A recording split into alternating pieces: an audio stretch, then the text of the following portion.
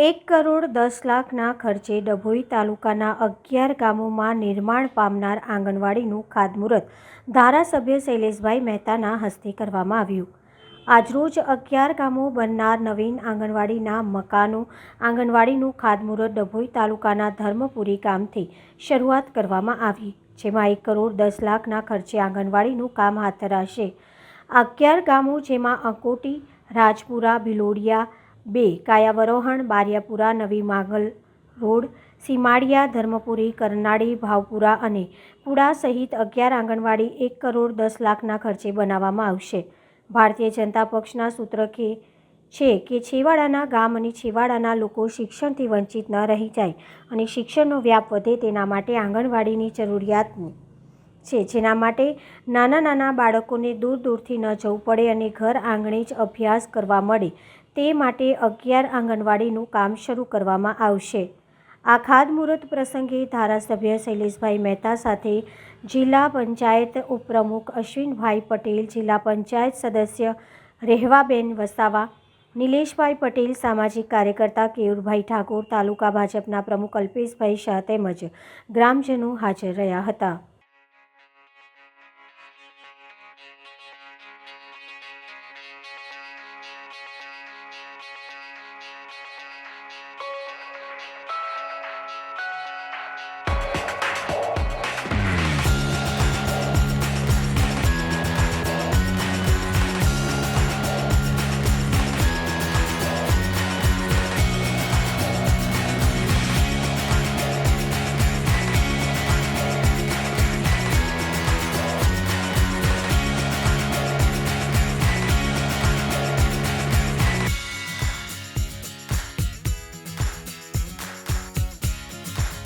આજે ડભોઈ તાલુકાના 11 ગામોની આંગણવાડીઓ માટેની ખાતમુહૂર્ત ધરમપુરી ખાતે કરવામાં આવ્યું છે।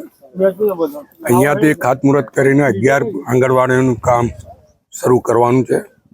1,10,00,000ના ખર્ચે આ આંગણવાડીઓ થશે। આ આંગણવાડીઓમાં અકોટી, રાજપુરા, ભિલોડિયા 2, કારવણ 3, બારીપુરા, નવીન માંગરોલ, સીમડિયા, કરનાળી, ધરમપુરી, ભાવપુરા, પુડા એમ 11 આંગણવાડીઓ કુલ 1,10,00,000ના ખર્ચે બનાવવામાં આવશે।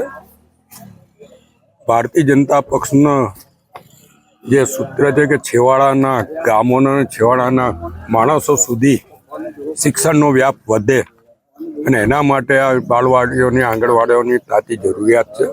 નાના ગામોના ગરીબ ગામોના બાળકો અભ્યાસથી વંચિત ના રહે એ લોકોને ઘર આંગણે શિક્ષણ મળી રહે એવા શુભ આશયથી આંગણવાડીઓનું કામ હાથ પર લેવામાં આવ્યું છે અને એક સાથે 11 આંગણવાડીઓની કામગીરી આજથી શરૂ કરવામાં આવશે।